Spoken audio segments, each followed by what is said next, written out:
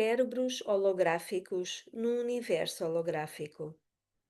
Lembro-me de ter assistido a um documentário em 1970 sobre o cérebro humano, no qual os cirurgiões preparavam-se para aliviar a pressão no âmago dos tecidos cerebrais de um homem traumatizado por um acidente.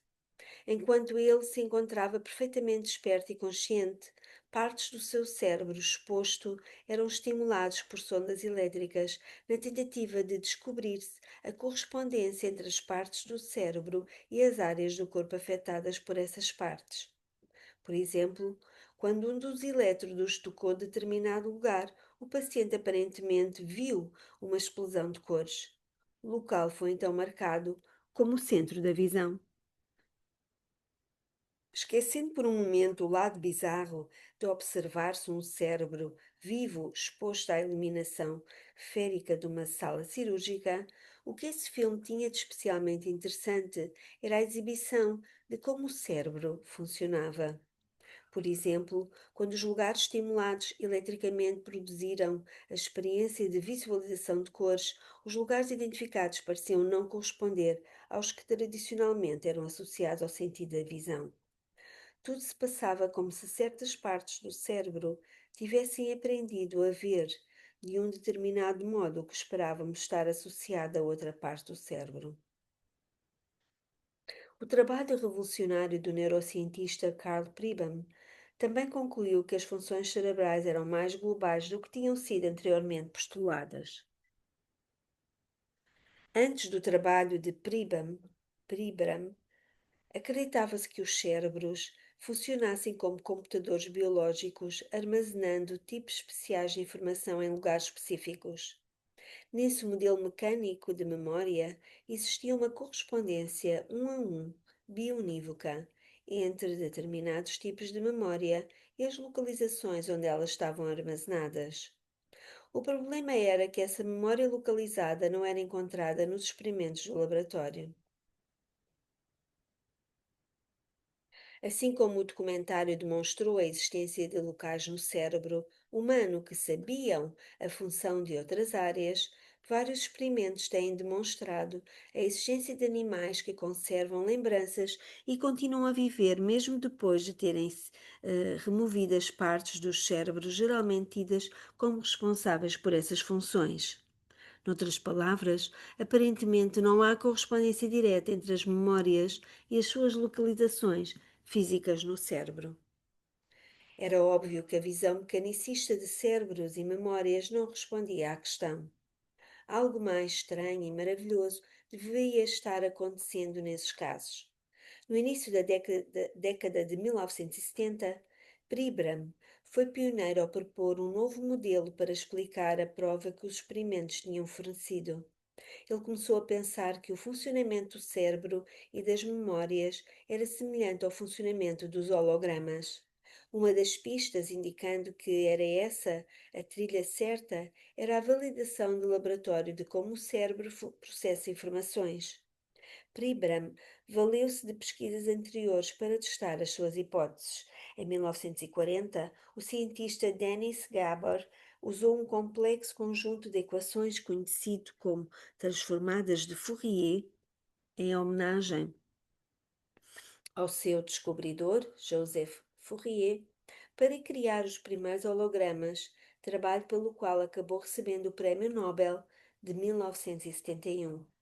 Pribram adivinhou que se o cérebro de facto trabalha como um holograma, distribuindo informações por meio de circuitos de software, então ele deveria também processar as informações como as equações de Fourier processam.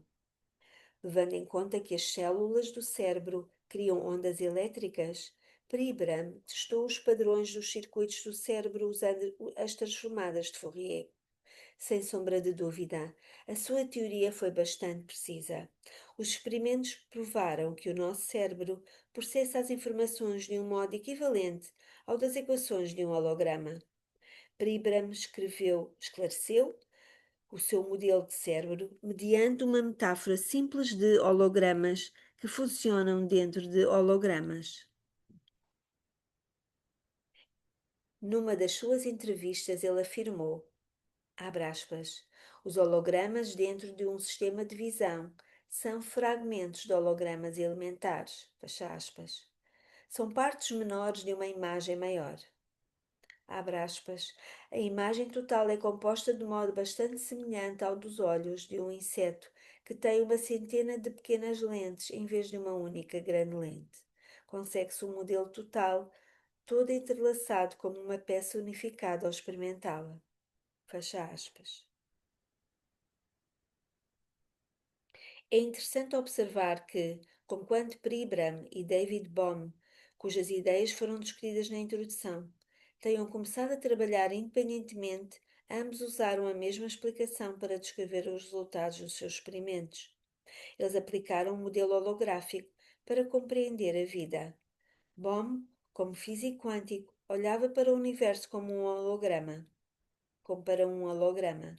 Pribram, um neurocientista, estudava o cérebro como um processador holográfico, com nossa mente executando processos holográficos. As duas teorias, se combinadas, apontam para a possibilidade de um modelo nada menos que perturbador.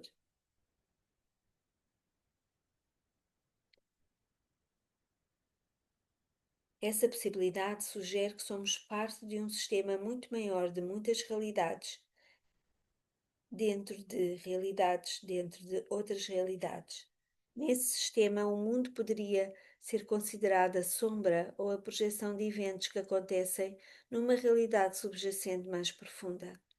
O que vemos como universo somos nós na realidade, a nossa mente coletiva e individual, transformando as possibilidades de domínios mais profundos em realidades físicas.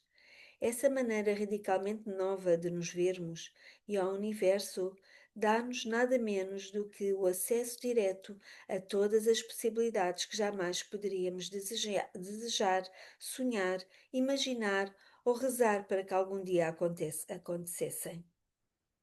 Nos seus estudos, Pribram oferece-nos a razão justificadora precisamente dessas possibilidades.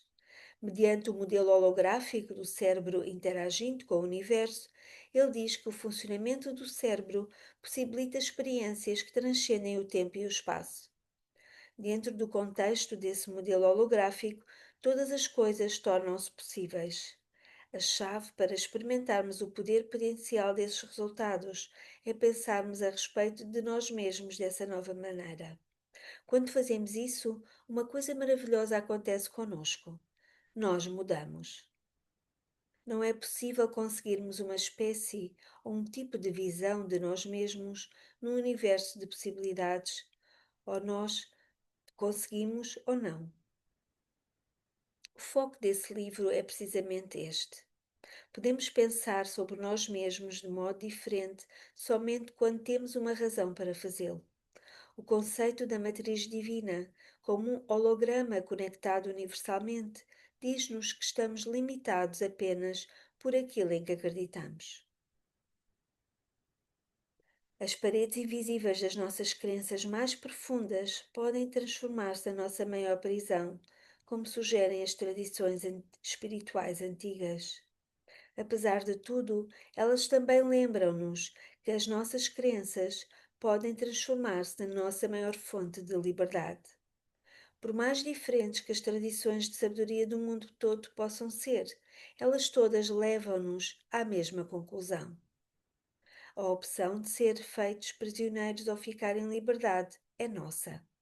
Nós somos os únicos que podemos fazer a escolha.